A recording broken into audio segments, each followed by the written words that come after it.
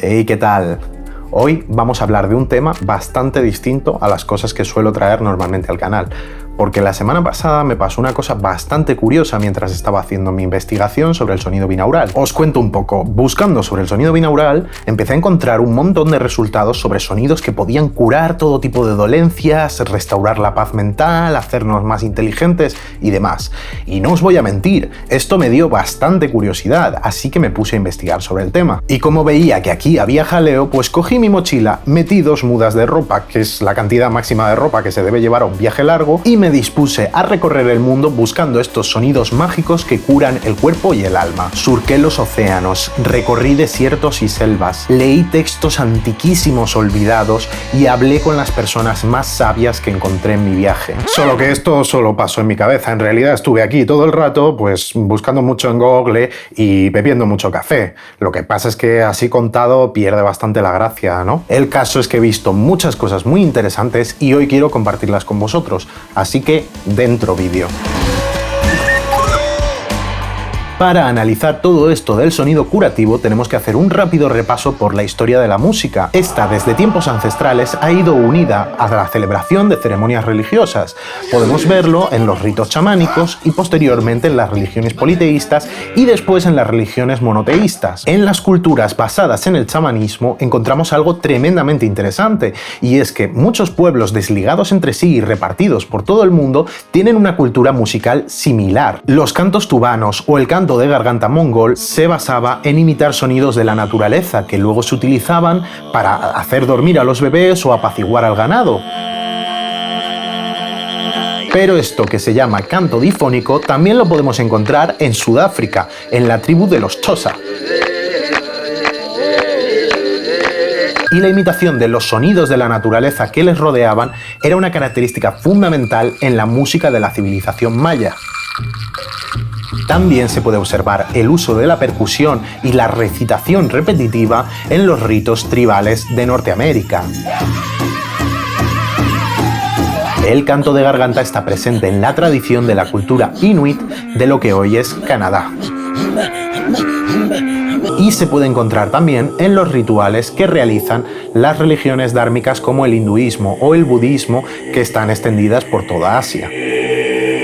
Posteriormente, con la aparición de las religiones monoteístas, tenemos las recitaciones hebreas en el judaísmo, el canto gregoriano en el cristianismo o el Salah en la religión islámica, donde podemos observar una clara similitud con las religiones asiáticas en la repetición de oraciones o palabras concretas, como se pueden dar en los cantos tibetanos o en los mantras védicos. Así que aquí podemos establecer un patrón común. Las religiones desde tiempos ancestrales han otorgado un poder y un sentido metafísico a ciertas palabras o sonidos. El Om, por ejemplo, es un sonido que representa todo el universo y se utiliza en las religiones dármicas para entrar en conjunción con este universo, así como los diversos mantras que ayudan a entrar en un estado meditativo o de trance. Y esto también lo vemos en las religiones monoteístas. Las oraciones grupales tienen el fin de poner a un grupo de personas en contacto con su Dios. Y en los cultos chamánicos, los cantos y danzas eran una forma de entrar en contacto con las fuerzas de la naturaleza a las que veneraban. Por lo tanto, se puede decir que la música ha ido muy ligada tradicionalmente a las creencias de los pueblos de la Tierra, y que el fin último de estos rituales sonoros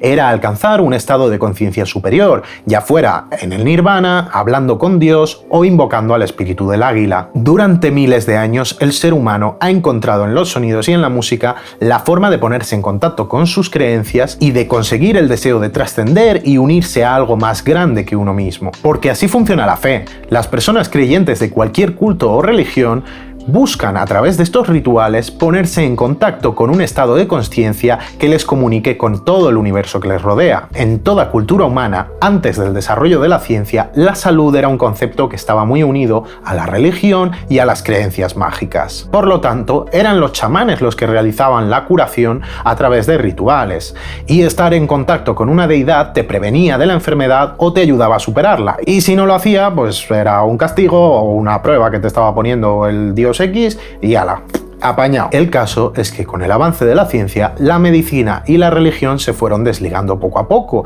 y se descubrieron los virus y las bacterias y se les dejó de llamar espíritus malignos y se descubrieron enfermedades como la esquizofrenia o la epilepsia y de repente dejó de haber tantos casos de posesiones demoníacas. Y ahora pegamos un salto gigante en la historia hasta los años 60 del siglo pasado, porque a mucha gente que vivió esta época le dio la fiebre de la era de Acuario y de repente se empezaron a posicionar en contra de la guerra y del establishment y empezaron a viajar a otros países no precisamente para matar al mayor número de ciudadanos posibles, sino para aprender y enriquecerse con su sistema de creencias. El caso es que muchos, como hicieron los Beatles, se fueron a la India o a China o a Nepal o al Tíbet y ahí entraron en contacto con la versión oriental de ciertas disciplinas como la música o la medicina y al retornar a sus países cogieron todos estos conceptos y los adaptaron a la idiosincrasia de sus comunidades, fundando un gran número de corrientes New Age que han ido evolucionando hasta nuestros días. Por poner un ejemplo actual, el mindfulness que está tan de moda ahora se puede entender como una occidentalización de distintas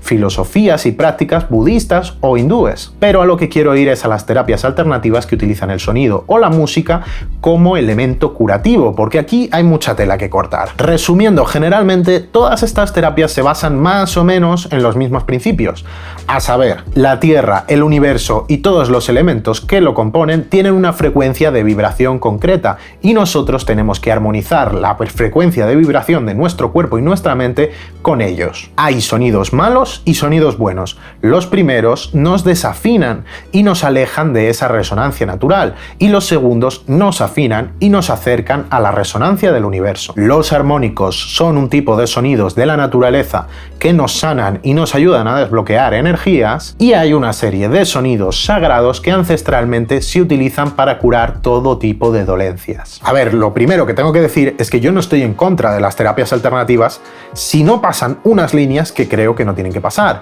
Y creo que estas líneas son: 1. Prometer resultados milagrosos. 2. Enmascararse en la ciencia y pervertir las teorías científicas en su favor cuando no tienen fundamento científico. Y 3. En resumen, engañar a la gente y a personas que pueden estar sufriendo. Si una terapia se basa en la existencia del chi y de los chakras y tú crees en eso, pues estupendo, adelante, realiza esa terapia. Son tus creencias y tienes derecho a ejercerlas siempre que no hagas mal a nadie. El problema que me he encontrado con muchas de estas terapias de sonido es que no cumplen estos principios de honestidad, porque prometen resultados milagrosos contra enfermedades como el cáncer, el SIDA o el Alzheimer y además utilizan principios científicos retorciéndolos para adaptarlos a su conveniencia. Así que vamos a analizar cuáles son estas bases y por qué son incorrectas. Lo primero de todo, el principio de resonancia, que nos decía que la Tierra vibra en una frecuencia y toda la naturaleza lo hace al unísono y que nosotros debemos acompasarnos a esa vibración. Esto se basa en un fenómeno físico que se llama la resonancia Schumann, que resumido brevemente son un tipo de pulsaciones que envuelven la Tierra debido a la interacción entre su campo magnético y los fenómenos eléctricos que se dan en la ionosfera. Esta resonancia tiene su pico más bajo alrededor de los 7,83 hercios y por eso se dice que este es el latido de la Tierra y esto lo relacionan con las ondas alfa del cerebro humano. Y es totalmente falso.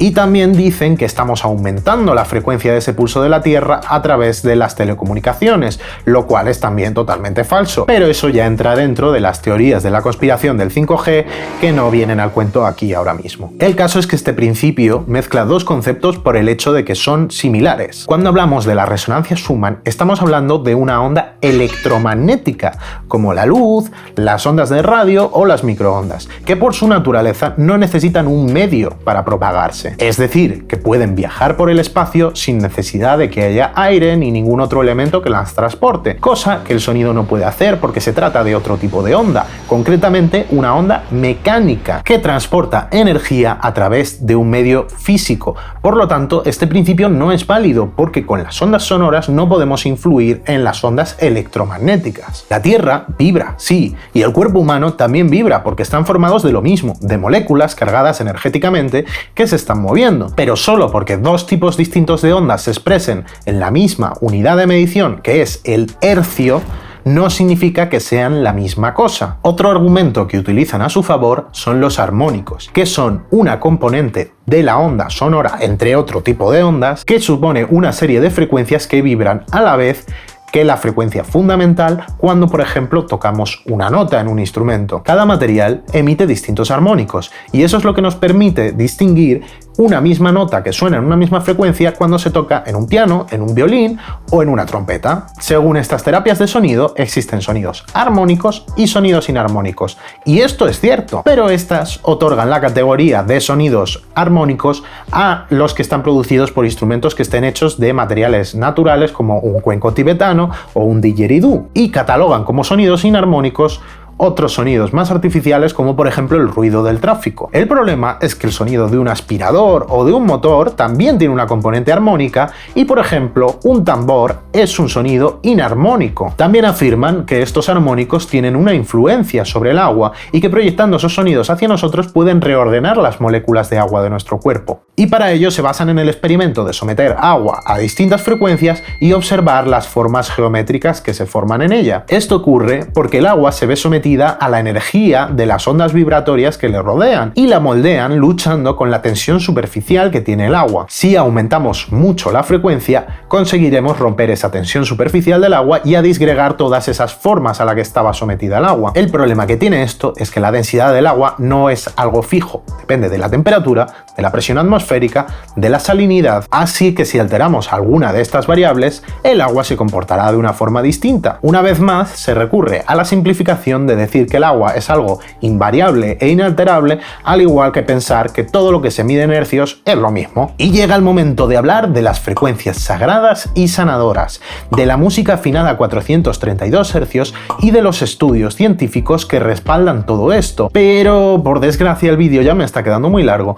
así que vais a tener que esperar a la semana que viene para ver todo esto, hablar de las terapias con sonido que sí se usan en medicina convencional y ver a qué conclusión llegamos con todo esto.